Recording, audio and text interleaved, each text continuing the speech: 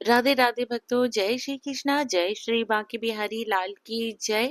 भक्तों, आज की वीडियो में हम जानेंगे इंदिरा एकादशी व्रत की सरल पूजा विधि। भक्तों, हिंदू धर्म में भगवान श्री विष्णु का आशीर्वाद पाने के लिए प्रत्येक मास के कृष्ण पक्ष और शुक्ल पक्ष में पड़ने वाली एकादशी व्रत का विधान है। यही एकादशी जब अश्विन मास के कृष्ण पक्ष में पड़ती है तो वह इंदिरा एकादशी कहलाती है। हिंदू मान्यता के अनुसार इंदिरा एकादशी का व्रत करने व्यक्ति से सभी पापों का नाश होता है और वह सभी सुखों को भोगता हुआ अंत में वैकुंठ को प्राप्त होता है।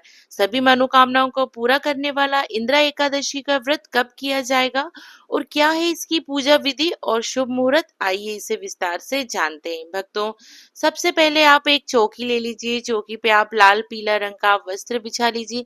फिर थोड़े से काले तिल और पुष्प लेकर आप आसन लगा लीजिए, जिसमें आप भगवान गणपति जी को विराजमान कीजिए और फिर से दूसरा आसन लगा के इसमें आप भगवान विष्णु जी की प्रतिमा को आप विराजमान कराइए। देखिए भक्तों, इस दिन भगवान विष्णु जी का पूजन किया जाता है, तो इस दिन आप चाहें तो आप फोटो भी ले सकते हैं। अगर आपके पास विग्रह हो तो आप विग्रह ले सकते हैं। इसके बाद भक्तों, हम यहाँ पे कलश की स्थापना करेंगे। देखिए भक्तों, आप चाहें तो बिना कलश स्थापित किए भी ये पूजा कर सकते हैं।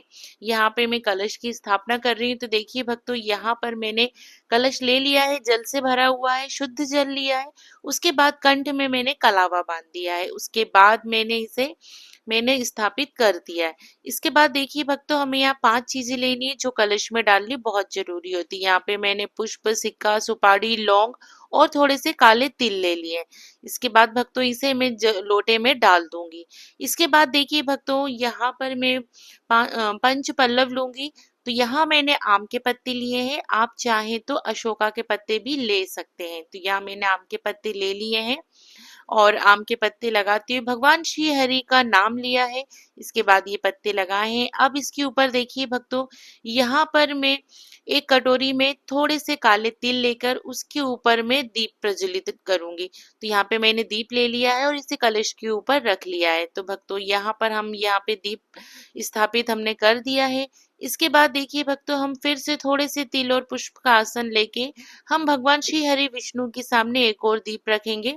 अब हम भक्तों शुद्धिकरण करेंगे। तो यहाँ हमने सभी का अच्छे से प्रेम पूर्वक हमने शुद्धिकरण कर लिया है। भक्तों, यहाँ इस तरीके से आप जल में गंगा जल मिला के शुद्धिकरण कीजिएगा। इसके बाद भक्तों, सर्वप्रथम हम दीप प्रज्वलित करेंगे। भक्तों, दीप हम इसलिए प्रज्वलित करेंगे क्योंकि दीप हमारी पूजा का साक्षी होता है। इसके बाद हम सर्वप्रथम भगवान गणपति जी को तिलक करेंगे। यहाँ पर मैंने हल्दी और चंदन से तिलक कर दिया है। इसके बाद भक्तों, मैंने यहाँ पे काले तिल समर्पित किए हैं, मैंने वस्त्र रूपी कलावा समर्पित किया है, जनेऊ समर्पित किया है और पुष्प समर्पित किए हैं। भक्तों, पुष्प आपको जो भी मिल जाए आप वो पुष्प समर्पित कर सकते हैं। इसके बाद देखिए भक्तों, हम यहाँ पे भगवान श्री हरि विष्णु जी को हम तिलक करेंगे। तो यहाँ पर हम इनको भी हम चंदन और हल्दी से तिलक करेंगे। यहाँ पर हम इन्हें भी काले तिल समर्पित करेंगे।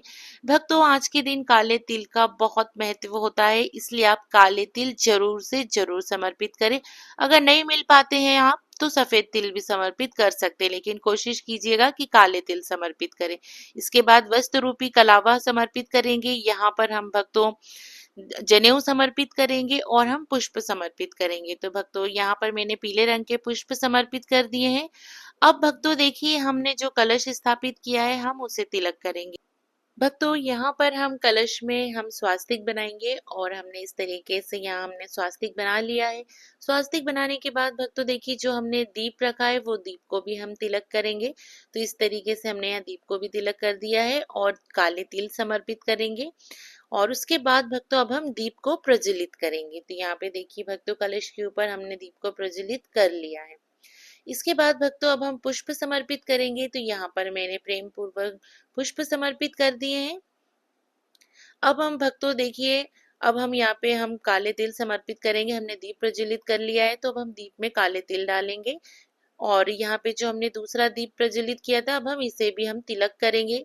और तिलक करने के बाद हम दीप में इनमें भी हम काले तिल को डालेंगे। भक्तों देखिए, हम काले तिल इसलिए समर्पित करते हैं क्योंकि जितने भी तिल चटकेंगे भक्तों, उतने ही आपके कष्ट दूर होते हैं। इसलिए तिल जरूर समर्पित करें दीप में। पुष्प समर्पित करेंगे भक्तों। अब इसके बाद देखिए भक्तों, हम दक्षिणा समर्पित करेंगे, तो यथासंभव जितनी आप दक्षिणा समर्पित करना चाहें आप कर सकते हैं। इसके बाद हम भोग समर्पित करेंगे, तो यहाँ पे हम भगवान गणपति जी को अलग से भोग समर्पित करेंगे और भगवान विष्णु जी को अलग से भोग समर्पित करेंगे, क्योंकि उनके भोग में हमें तुलसी पत्र डालने होते हैं। अब हम धूप दीप दिखाएंगे भक्तों, तो यहाँ पे मैंने धूप दीप दिखा दी हूँ। भक्तों, धूप दीप दिखाने के बाद अब हम यहाँ पे कथा श्रवण करेंगे। तो भक्तों, कथा श्रवण करने के लिए आप अपने हाथ में थोड़े से तिल और थोड़े से पुष्प लेकर आप कथा श्रवण कीजिए। तो भक्तों, हमने सीधे हाथ में हमने तिल और पुष्प ले लिए। अब हम कथा श्रवण करेंगे। भक्तों, कथा का वीडियो आपको मेरे चैनल पे मिल जाएगा, लिंक में डिस्क्रिप्शन बॉक्स में दे दूंगी, तो आप वहां से जाकर देख लेना। भक्तों, कथा श्रवण करने के बाद आपके हाथ में जो पुष्प और तिल है वो आप भगवान विष्णु जी को समर्पित कर दीजिए। तो हमने यहाँ पे भगवान विष्णु जी को समर्पित कर दिए हैं। इसके बाद देखिए भक्तों, जो आपने दीप प्रज्वलित किया है, तो आप चाहें तो इसी दीप से या फिर आप कपूर आरती करके भी आरती कर सकते हैं। मैं इसी दीप से आरती करूंगी, तो मैंने दीप ले लिया है भक्तों, अब मैं आरती करूंगी। तो आरती भक्तों आप बहुत ही प्रेम पूर्वक और श्रद्धा के साथ कीजिएगा। तो सबसे पहले आप भगवान गणपति जी की आरती कीजिएगा, उसके बाद भगवान विष्णु जी की आरती कीजिएगा। तो यहाँ पर भक्तों मैं बहुत ही प्रेम पूर्वक आरती कर रही हूँ।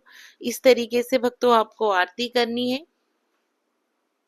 आरती करने के बाद देखिए भक्तों, अब आपको हाथ जोड़ के भगवान श्री हरि विष्णु जी से जो भी आपकी पूजा में कमी हो गई हो, जो भी त्रुटि हो गई हो, उसके लिए क्षमा प्रार्थना करें और अपनी मनोकामना पूर्ण करने के लिए भगवान श्री हरि विष्णु से प्रार्थना करें। तो इस तरीके से भक्तों हमारी ये पूजा हो गई। भक्तों, हमें शाम को इसी चौकी पे हमें वापस से दीप प्रज्वलित करना है और हम यहाँ पे भगवान को हम धूप दीप दिखाएंगे, क्योंकि चौकी हमें अगले दिन उठानी है। तो जो ये हमने लोटे में जल रखा है भक्तों, ये हम सूर्य देव को अर्घ दे देंगे। साथ में जो कटोरी में थोड़े से काले तिल हैं, वो हम जल में मिला के अर्घ दे देंगे और जो प्रसाद है वो आप सभी में बांट देंगे। और जो फूल पत्तियां, इसको इधर उधर ना फेंके, आप इसे अपने गमले में या बगीचे में आप डाल सकते हैं। तो इस तरीके से हमारा ये व्रत पूर्ण हो जाएगा। अब चलिए भक्तों, हम इस इंद्र एकादशी व्रत का हम शुभ मुहूर्त जान लेते हैं और पारण का भी हम शुभ मुहूर्त जान लेते हैं। तो देखिए भक्तों, व्रत का शुभ मुहूर्त है अगले दिन द्वादशी के दिन व्रत का आप पारण करेंगे और व्रत का जो समय है वो है 17 सितंबर को किया जाएगा। पारण का समय है 18 सितंबर को सुबह 6:07 से 8:36 पे।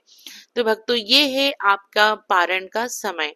भक्तों, पारण का समय सुबह 6:07 पे होगा, जो 8:36 पे खत्म हो जाएगा। इस बीच आप व्रत का पारण कर लीजिएगा। भक्तों, इंद्र एकादशी व्रत की सभी वीडियो आपको मेरे चैनल पे मिल जाएंगे, लिंक मैं डिस्क्रिप्शन बॉक्स में दे दूंगी, आप वहां से जाके देख लीजिएगा। व्रत की पूजा सामग्री और व्रत की कथा आपको मेरे चैनल पे मिल जाएंगी। तो भक्तों, आप सभी को इंदिरा एकादशी व्रत की बहुत बहुत शुभकामनाएं। आप सभी को प्रेम पूर्वक राधे राधे।